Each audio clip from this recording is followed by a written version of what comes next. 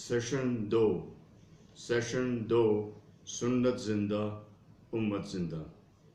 بھائیو اور بہنوں، السلام علیکم۔ بسم اللہ الرحمن الرحیم۔ ہم سیشن 2 پر چلتے ہیں۔ ایسی جنگ جو ہر انسان کو لڑنی ہے، ایسی جنگ جو ہر انسان کو لڑنی ہے۔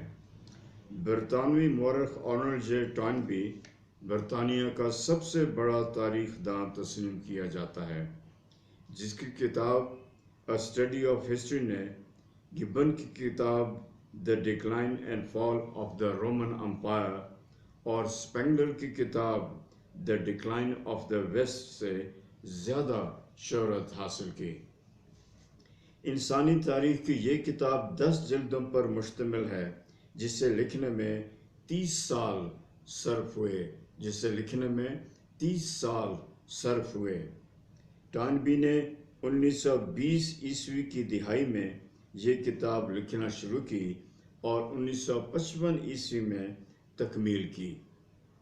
انسانی تاریخ کی یہ کتاب 10 جلدوں پر مشتمل ہے، جسے لکھنے میں، جیسے عرض کر چکا ہوں، 30 سال صرف ہوئے۔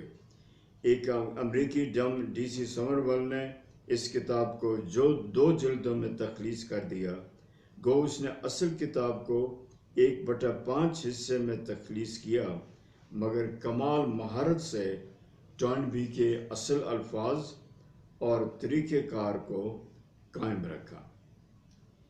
ڈی سی سمرول کی 2 جلدیں دوسری مرتبہ university press new York and London نے 1965 عیسوی میں شائع کی۔ یہی 2 جلدیں تھیں جو مجھے میرے ایک دوست لیفٹیننٹ جنرل جاوید حسن صاحب نے دی تھیں۔ یہ ایک مشکل کتاب ہے۔ جب تک دنیا کا جغرافیہ، تاریخ، معاشیات، سیاسیات اور انگریزی ادب کا وسیع مطالعہ نہ کیا ہو، اس کتاب کو سمجھنا مشکل ہے۔ ٹوائنبی نے انسانی تاریخ کی تحقیق میں ابتداً ایک ایسے قابل فہم تاریخی یونٹ، انٹیلیجبل یونٹ آف ہسٹری کو تلاش کیا، جس کی تاریخ شروع سے آخر تک لکھی جا سکے۔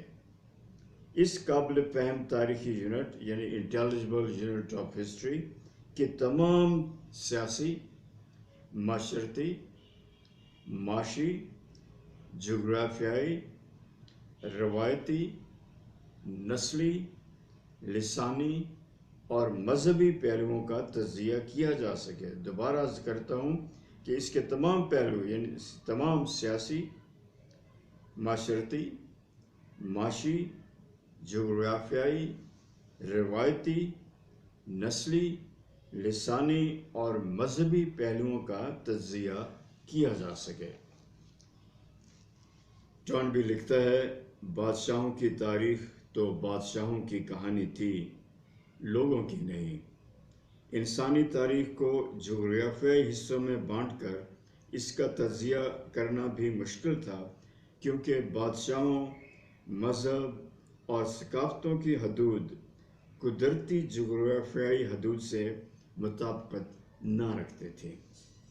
انسانی تاریخ کو لسانی بنیاد پر تقسیم کر کے تجزیہ کرنا بھی قدرے مشکل تھا، کیونکہ زبان تقریباً ہر 100 میل کے فاصلے کے بعد تبدیل ہو جاتی ہے۔ انسانی تاریخ کو موجودہ قومیتوں میں بانٹ کر ان کا تجزیہ کرنا بھی ممکن نہ تھا۔ اس کی وجہ یہ تھی کہ ہر مملکت کی حدود کئی مرتبہ گھٹتی اور بڑھتی رہی ہیں۔ مثلاً تاریخی طور پر ہمیں یہ معلوم ہے کہ ایک علاقہ کئی بار کئی ملکوں کے قبضے میں آتا اور جاتا رہا۔ ٹوائنبی اپنے ملک برطانیہ کی مثال دیتا ہے، جو اس وقت کچھ جزیروں تک محدود ہے۔ کسی وقت یہ ملک تمام یورپ پر پھیلا ہوا تھا، اور تقریباً 1 صدی تو اس کی مملکت تمام دنیا پر پھیلی رہی، جس میں مختلف لوگ، مذاہب، تمدن شامل تھے۔ الغرض اس کو قابل فہم تاریخی یونٹ انٹیلیجبل یونٹ آف ہسٹری نہ مل سکا۔ وہ تحریر کرتا ہے کہ اگر عظیم برطانیہ قابل فہم تاریخی یونٹ نہیں ہو سکتا تو دنیا کا کوئی ملک بھی اس ضرورت پر پورا نہیں اتر سکتا۔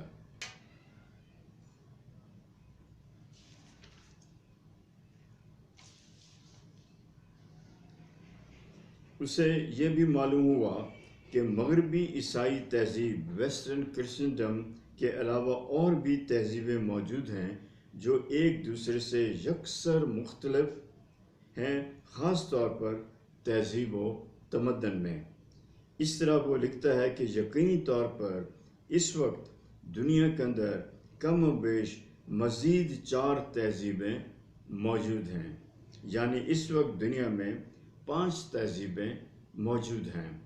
ایک مغربی عیسائی تہذیب ویسٹرن کرسچنڈم، یورپ اور امریکہ کا علاقہ۔ دوسری آرتھوڈاکس عیسائی تہذیب آرتھوڈاکس کرسچن سوسائٹی، جنوبی مشرقی یورپ اور روس کا علاقہ۔ جنوبی مشرقی یورپ اور روس کا علاقہ اب یہ مغربی عیسائی تہذیب کا حصہ بن چکی ہے اور دونوں کے مجموعے کو مغربی تہذیب یعنی ویسٹرن سویلائزیشن کہتے ہیں۔ تیسری اسلامی تہذیب اسلامک سویلائزیشن، پورا شمالی افریقہ، مشرق وسطی، بحر الکاہل یعنی پیسفک اوشن سے لے کر دیوار چین تک اور نیچے انڈونیشیا تک کا علاقہ۔ دوبارہ عرض کرتا ہوں، اسلامی تہذیب سویلائزیشن پورا شمالی افریقہ، مشرق وسطی، بحر الکاہل یعنی پیسفک اوشن سے لے کر دیوار چین تک اور نیچے انڈونیشیا تک کا علاقہ۔ اس کی 2 شاخیں ہیں، عرب اور فارس۔ چوتھی ہندوستانی یعنی ہندو سوسائٹی برِ صغیر کا علاقہ، اور 5ویں مشرق بعید تہذیب یعنی فار ایسٹرن سوسائٹی وسطی ایشیا کے اختتام سے یعنی منگولیا، چین، کوریا، جاپان اور بحر الکاہل پیسفک اوشن تک کا علاقہ۔ مشرقی بعید تہذیب فار ایسٹرن سوسائٹی وسطی ایشیا کے اختتام سے یعنی منگولیا، چین، کوریا، جاپان اور بحر الکاہل پیسفک اوشن تک کا علاقہ۔ ٹارنبی کہتا ہے کہ یہ بات دلچسپی سے خالی نہیں کہ اگر ہم پچھلے ادوار کا جائزہ لیں اور 775 عیسوی کا وقت دیکھیں تو ہمیں معلوم ہوگا کہ یہی تہذیبیں اس وقت بھی دنیا کے نقشے پر موجود تھیں۔ غرض قابل فہم تاریخی یونٹ انٹیلیجبل یونٹ آف ہسٹری نہ تو قومیت پر مبنی کوئی ملک ہے اور نہ ہی کوئی پوری انسانیت ہے، بلکہ یہ انسانوں کی سب سے بڑی گروہ بندی ہے جسے ہم ایک تہذیب کہتے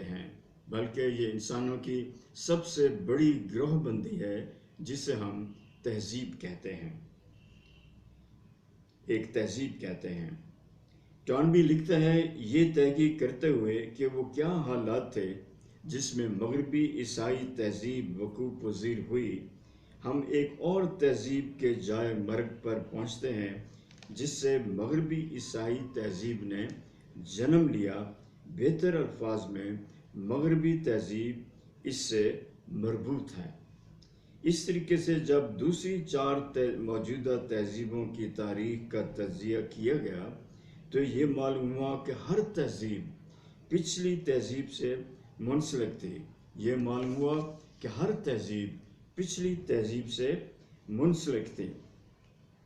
جو اب مٹ چکی ہے۔ اس طرح اسے ایک موروثی تہذیب کہا جاتا ہے۔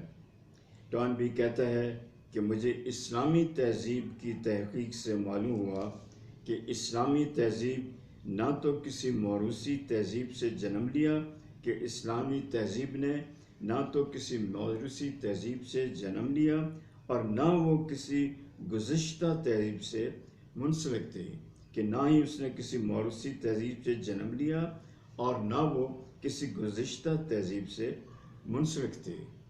مزید برآں اس نے یہ بھی کہا کہ اگرچہ اسلام سنی اور شیعہ فرقوں میں بٹ گیا، جیسے کہ عیسائی مذہب کیتھولک اور آرتھوڈاکس گرجاؤں میں تقسیم ہو گیا، لیکن اسلام میں سنی اور شیعہ کی تقسیم نہ تو اتنی سخت تھی اور نہ ہی تاریخی نتائج کے لحاظ سے اتنی سنگین جتنی کیتھولک اور آرتھوڈاکس گرجاؤں کی تھی۔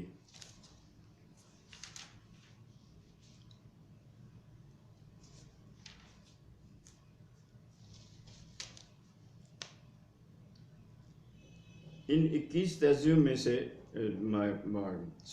مغربی عیسائی ویسٹرن تہذیب یعنی ہیلینک تہذیب سے مغربی یورپ میں 700 ہجری سے قبل جنم لیا۔ اس نے 21 تہذیبیں گنوائیں جو میں وقت کی خاطر آپ کو بچانے کے لیے ان کا ذکر نہیں کر رہا۔ تانبی لکھتا ہے کہ ان 21 تہذیبوں میں سے 16 تہذیبیں ختم ہو چکی ہیں اور وہ 5 تہذیبیں جن کا ذکر شروع میں کیا گیا ہے اب بھی موجود ہیں، اور وہ 5 تہذیبیں جن کا ذکر شروع میں کیا گیا ہے اب بھی موجود ہیں۔ اگلا سوال یہ تھا کہ تہذیبیں کیسے جنم لیتی ہیں اور کیسے پھل پھول کر قائم رہتی ہیں اور ترقی کرتی ہیں۔ ان 21 تہذیبوں میں سے 6 تہذیبیں انسان کی ابتدائی زندگی کے بعد وجود میں آئیں اور 15 تہذیبوں نے کسی نہ کسی پچھلی تہذیب سے جنم لیا ماسوائے اسلامی تہذیب کے، اور 15 تہذیبوں نے کسی نہ کسی پچھلی تہذیب سے جنم لیا ماسوائے اسلامی تہذیب کے۔